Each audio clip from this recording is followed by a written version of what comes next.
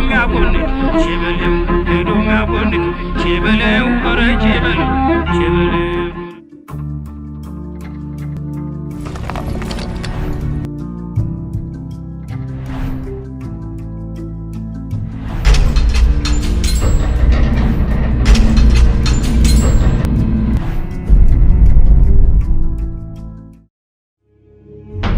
ተራሮች ግርጌ በጥቁር ደም የተጻፈው የነጻነት ቅኔ ለኢትዮጵያውያን የኩራት ምንጭ ብቻ አይደለም፣ የስትራቴጂ የፈጠራና የማንነት ማረጋገጫ የጥበብ ጥራዝም ጭምር ነው። አድዋ ከዛሬ 130 ዓመታት በፊት ጀግኖች አባቶቻችንና እናቶቻችን በሰሜን ተራሮች ላይ የገጠሙት ጦርነት በሰይፍና በነፍጥ ብቻ አልነበረም፣ በአንድነት በስልታዊ የበላይነት ጭምርም ነበር።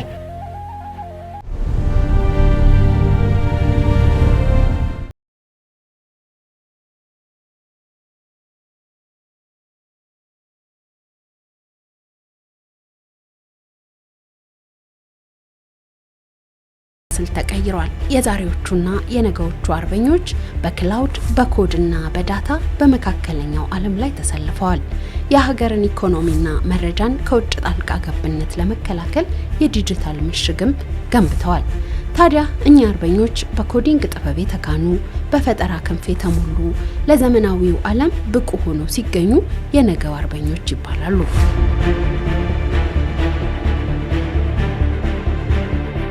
ስለ ፕላኔትስ ማለትም ቀድሞ አባቶቻችን ከነጋሊሌዮ ጋሊሌ ዲስከቨሪ በፊት ጥንት አባቶቻችን በብራና አስቀምጠውልናል። ማለት ኤቨን ከፕላኔቶች በላይ ኮንስቴሌሽኖችን ጋላክሲዎችን አንድ ላይ በማድረግ እንትን ብለው ያሳዩን ነው ማለት ነው። ማለት በነ አንድሮሜዳ፣ ካሲዮፒያ፣ ሴፊየስ ጊዜ የተለያዩ ኮንስቴሌሽን ታይፖች ነበሩ። በራሷ በሌሊት አንድሮሜዳ ስም ካሲዮፒያ በሴፊየስ የነበሩ ኮንስቴሌሽኖች አሉ እና ያንን ሌቭል ድረስ እነሱ ደርሰዋል። ያው እኛ ደግሞ ያንን ነገር ማስቀጠል አለብን።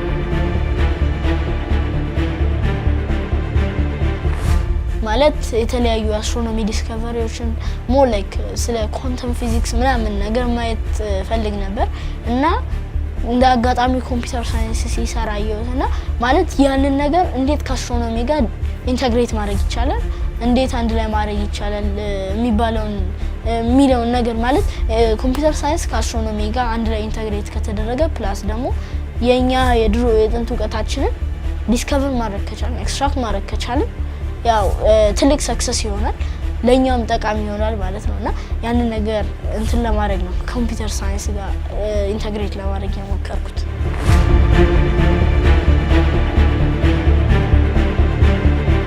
የተለያዩ ብሌቶችን ወደ ጦር አውድማዎች ላውንች የሚያደርግልን መሳሪያ ነው። የሚጠቀመው ኢነርጂ ለምሳሌ አሁን ላይ ያሉት ታንኮች 10 ፓስካል ኦፍ ፕሬሸር ተጠቅመው 50 ሜትር ሊወረውሩ ከነበረ ያንን ፓስካል ኦፍ ፕሬሸር ኢን ሚሊየንስ መልቲፕላይ የሚያደርግ ማሽን ነው የሰራ ነው ማለት ነው። ኤአይ ዲቫይስ ሰርተንለታል፣ የሰው ሰራሽ አስተውሎት። ስለዚህ ኦርደር ያደረግነውን ትዕዛዝ ነው የሚፈጽመው ማለት ነው። ስለዚህ እኛ ይሄን ማሽን አዲስ አበባ አድርገን ለኛ ኢነም የሆነ ካንትሪ ላይ ማሽኑን ብቻውን መላክ እንችላለን ማለት ነው። ማንኛውም ጂኦግራፊክ ኤሪያ ላይ ልንጠቀምበት የምንችለው አድርገን የሰራ ነው። ስለዚህ አንድን ቦታ ለመቆጣጠር ይፈጅብን የነበረውን ጊዜ፣ ገንዘብ፣ መሳሪያ፣ ቦታ በሙላ በ5 ደቂቃ ውስጥ ሙሉ ከቨር የሚያደርግልን መሳሪያ ነው ማለት ነው።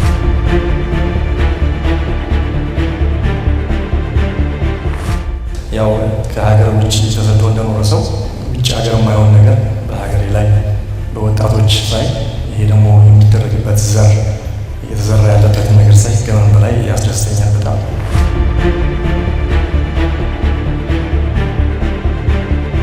የዛሬዎቹና የነገዎቹ አርበኞች ከውጪ የቴክኖሎጂ አልጎሪዝም የሚቀዱ አይደሉም። ይልቁንም የራሳቸውን ቋንቋ፣ ባህልና እሴት አውድ ተረድተው የዲጂታል ሉዓላዊነታችንን የሚገነቡ ይሆናሉ።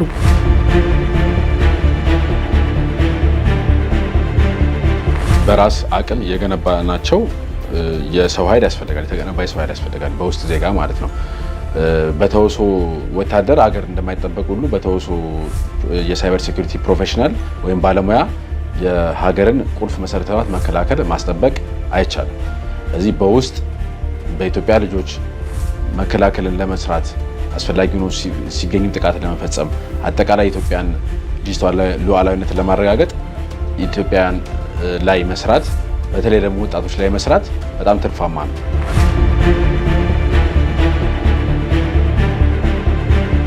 አንደኛ መሆን የምፈልገው ኢቲካል ሀከር ነው።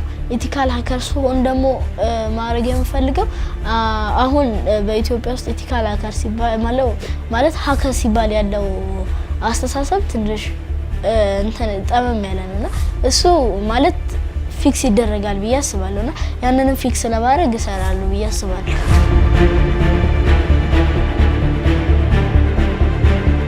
የነገውና የዛሬው አርበኞች በቁልፍ ሰሌዳው ላይ የሚተይበው በእያንዳንዱ መስመር ኮድ አመክንዮ የሚፈታው የሀገሩን ዲጂታል ድንበር የሚያስከብርም ነው። አድዋ የጥቁር ሕዝቦች ድል የሆነው አንችልም የሚለውን የስነ ልቦና ጫና ሰብሮ በመጣሉ ነው።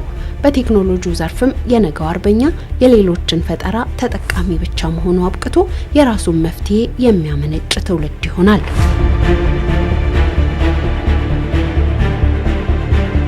በሳይንስ ደረጃ አሁን ላይ በቲዮራይዝድ የሆነ የኳንተም ኮምፒውቲንግ፣ ኳንተም ፊዚክስ የመሳሰሉ ናኖ ቴክኖሎጂ የመሰሉ ቴክኖሎጂዎች አሉና እነዚህን ቴክኖሎጂዎች ኢትዮጵያ ውስጥ አምጥቶ ዲስከቨር ማድረግ ፕላስ ደግሞ አፕሊኬሽን ላይ መዋል ይጠቅመናል ብዬ አስባለሁ።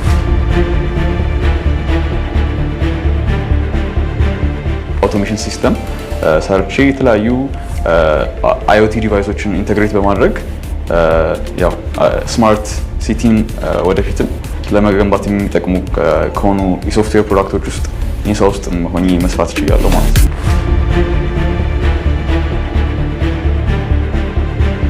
እኔ ኢንተርፕራይዝ ሪሶርስ ፕላኒንግ ሲስተም ነው። ይሄንን ሶፍትዌር ለመስራት ያነሳሳኝ ነገር የሆነ ታይም የጨርቃ ጨርቅ ፋብሪካዎች ላይ ሪሰርች እየሰራው ነበርና አዘ ታይም ፍሮም ፕሮሰሲንግ እስከ ፕሮዳክሽን ሌቨል ውስጥ ያሉ ሂደቶች ውስጥ ብዙ ማኑዋል የሆነ አሰራርና ብዙ ኤረሮች ስላገኘሁት እነሱን ፕሮብሌሞች ሶልቭ ያደርጋል ብዬ ያሰብኩት አንድ ሶፍትዌር ፕሮፖዝ አድርጉ። ሶፍትዌር ደግሞ ዳይናሪፒ ይባላል። እሱን ነው አሁን ሜይንሊ ዴቨሎፕ ያደርኩት።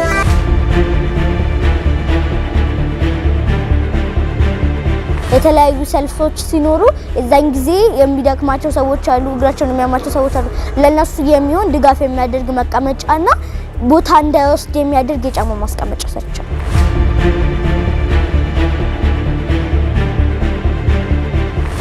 ያው ፈጠራዬ ስፖርት ካር ነው። ስፖርት ካር ሀገራችን ላይ አልተለመደም። ውጪ ላይ ስፖርተኞች የሚይዟቸው ባለሀብቶች የሚታዩባቸው መኪኖች ናቸው። ሌግዠሪ ናቸው፣ ውድ ናቸው። ስለዚህ እሱ መኪና ለኛ ሀገር እንዲሆን አድርገን ዲዛይን ተደርጎ እኛ ሀገር ላይ መንገዳችንም ትንሽ ለነሱ ያስቸግራልና ከፍታውን በራሳችን መንገድ አድርገን ከፍ ተደርጎ የተሰራ መኪና ነው።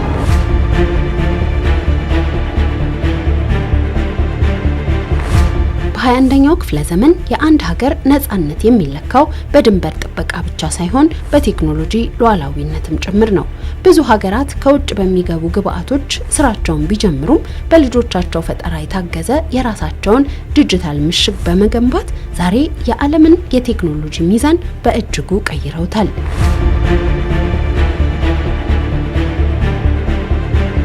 የናችን ታላቅ የቴክኖሎጂ አብዮት ከሲሊኮን ቫሊ እስከ ሻንሃይ ከአዲስ አበባ እስከ አክራ የሚዘወረው እንደናንተ ባሉ ወጣቶች ነው።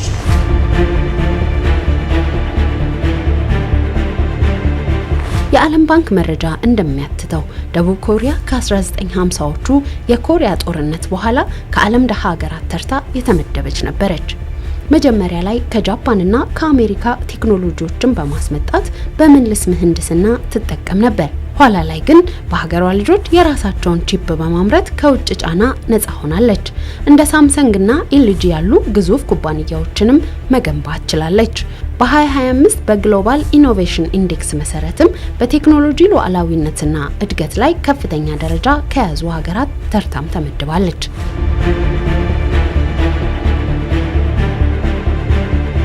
እስራኤል ደግሞ ሌላኛዋ ማሳያ ናት። የተፈጥሮ ሀብት የሌላት ቢሆንም ቴክኖሎጂን ለህልውናዋ መሰረት አድርጋለች። ወታደራዊ የቴክኖሎጂ ክፍሏ ወጣቶችን በ18 ዓመታቸው መልምሎ በሳይበር ደህንነት በማሰልጠን እነዚህ ወጣቶች ከስልጠና ሲወጡ ስታርታፕ ኔሽን የተሰኘ የቴክኖሎጂ መንደር መስርተው በሳይበር ደህንነት፣ በግብርና ቴክኖሎጂና በሰው ሰራሽ አስተውሎት ዓለምን እየመሩ ይገኛሉ።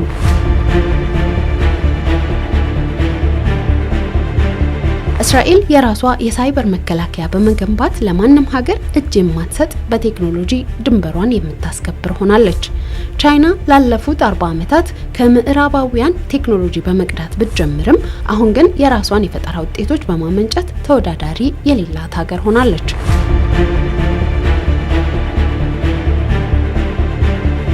በ5G ቴክኖሎጂ በኤሌክትሪክ መኪናዎችና በጠፈር ምርምር የራሷን ጣቢያ እስከ መገንባትም ደርሳለች። ይህ የቴክኖሎጂ ነጻነቷ ለብሔራዊ ደህንነቷ ዋስትና ሆኗታል።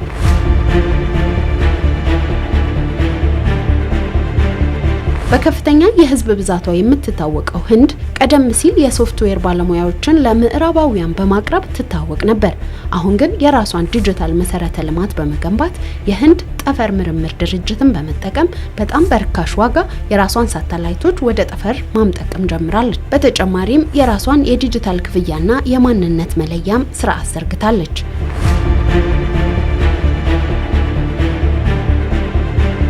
በአፍሪካ የቴክኖሎጂ ሉዓላዊነትን የማረጋገጥ ጉዞ እንደ ኤሲያ ሀገራት ፈጣን ባይሆንም አንዳንድ ሀገራት ከውጭ ጥገኝነት ወጥተው በገዛ ልጆቻቸው የፈጠራ ውጤት ትልቅ ለውጥ እያመጡ ይገኛሉ። ደቡብ አፍሪካ በአህጉሪቱ እጅግ የዳበረ የኢንዱስትሪና የቴክኖሎጂ መሰረት ያላት ሀገር ናት። በወታደራዊ ትጥቅ ማምረት፣ በሕክምና ቴክኖሎጂና በፋይናንስ ቴክኖሎጂ ቀዳሚ ስትሆን የራሷን ሳተላይቶች በማምጠቅና በዓለም አቀፍ የጠፈር ምርምር ውስጥ ትልቅ ድርሻ አላት። የቴክ ክራንች አፍሪካ ሪፖርት እንደሚያሳየው ከሆነ ናይጄሪያ፣ ኬንያና ኢትዮጵያም የቴክኖሎጂ አቅማቸውን እያሳደጉ የመጡ ሀገራት እንደሆኑ ያስቀምጣል።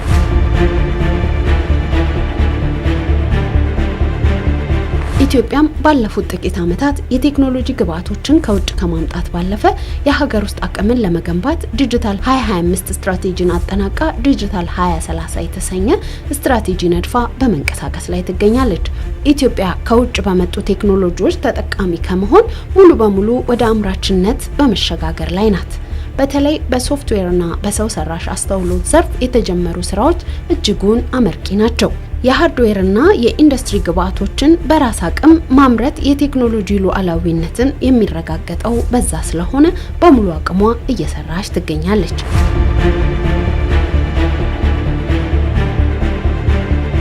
በዋናነት ግን ብሔራዊ ደህንነትን በማስጠበቅ ረገድ ውስጥ ትልቁና ዋነኛው በቴክኖሎጂ ባለቤት መሆን ነው። ይህን የምልበት አብዛኛው የኛ ዘርፍ ቱሎች ወይም ተግባራዎች፣ መሳሪያዎች በብዛት ክልከላ ያለባቸው ናቸው። ስለዚህ ያን ተቋም አምጥተህ ሉዓላዊነትን አስጠበቅኩ ማለት አንችልም። በሂደትም በሪቨርስ ኢንጂነሪንግም ከስር መሰረቱም መጀመር ካለብን እንደዛ እያደረግን በተለይ በሪሰርችና ዴቨሎፕመንት የተደገፈ የቴክኖሎጂ ባለቤትነት ላይ በጣም በርከት ያሉ ስራዎች ሰርተናል። ብዙ ጊዜ በሚዲያዎች እንገልጻለን። በፕሮቶታይፕ ደረጃ የነበሩት አሁን ወደ ስራ ገብተው አገልግሎት መስጠት ጀምረዋል።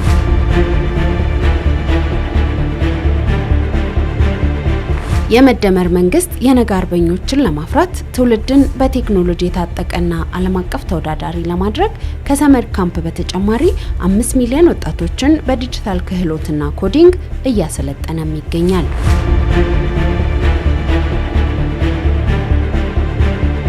ኢንሳ ውስጥ ልክ እንደ ሌሎች ዲፓርትመንቶች ለታዳጊዎች ለታለንት ተብሎ የተዘጋጀላቸው ቦታ፣ አስተማሪዎች፣ ሪሶርሶች አሉ። ስራዎቻቸውን በእውቀት ታግዘው እንዲያወጡና ራሳቸውን ይችሉ የሚያስችል። ሶስተኛ በአብሮት ላይብረሪ በየአመቱ ታዳጊዎች ይወዳደራሉ በሮቦት በኤአይ አይታችሁ ከሆነ። ሞስት ኢምፖርታንትሊ ግን ሪሰንትሊ የጀመርነው ስታርታፕ ይህን በኩራት መናገር እችላለሁ። በኩራት ኤአይ ያዘጋጀው G+4 G+5 ህንፃ ለስታርታፖች 3 ወር 4 ወር 5 ወር እዛ ተቀምጠው መብራት ሳይሉ ቤት ክራይ ሳይሉ ኮምፒውተር ሳይሉ የተሻለ እውቀት ካለበት ቦታ እያመጣ የልጆቹን ሐሳብ ፍሬያማ እንዲሆን አብቅቶ ከፕሮዳክት ጋር ግራጁዌት እንዲያደርጉ አንድ ብር ሳይከፍሉ ማለት ነው የማድረግ ዝንባሌ በዚህ ዙሪያ ያላችሁ ሰዎች በድፍን አፍሪካ ብትንቀሳቀሱ አታገኙም እንደ ያለ ነገር።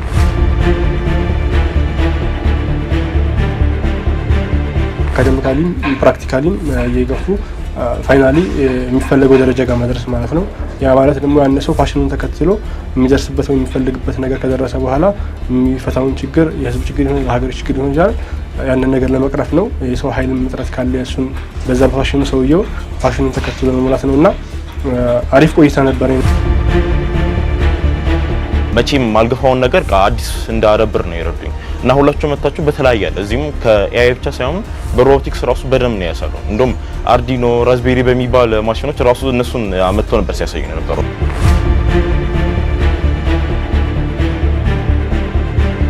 ገኘበት ነገር ስፔሲፊካሊ ሃንድስ ኦን ለርኒንግ ኤክስፒሪየንስ አለው። መምህሮቻችን በደንብ የሚያስረዳትና በአካል ሲሆን ደግሞ በኦንላይን ከምንማሩ ትምህርቶች የተለዩ ናቸው።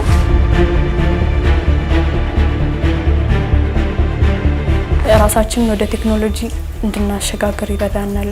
አሁን ላይ ዓለም የደረሰበት ደረጃ እንድንደርስ የተለያዩ ወጣቶችን ስራ ፈጣሪ ለማድረግም ይረዳል።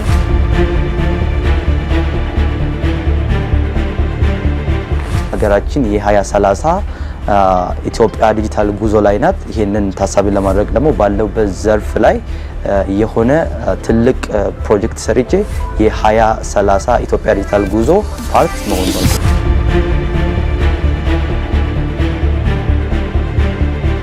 አድዋ የታሪክ ማህደር ብቻ ሳይሆን የወደፊት የፈጠራ መመሪያችንም ጭምር ነው።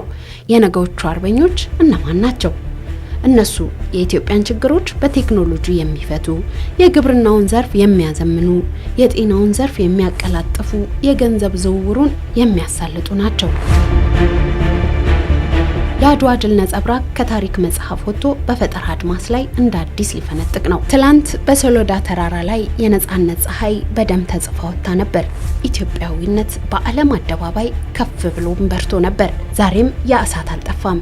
ያ የጀግኖች መንፈስ ከአባቶቻችን ከአያቶቻችን ትከሻ ላይ ወርዶ በነገዎቹ አርበኞች ጣቶች ላይ አርፏል። ትላንት በሰይፍ የተከተበው ታሪክ ዛሬ በቴክኖሎጂ ኮድ ይጻፋል። አድዋ ትናንት የነጻነት ተጋድሎ፣ የዛሬ የልህቀት ዘመቻ ነው።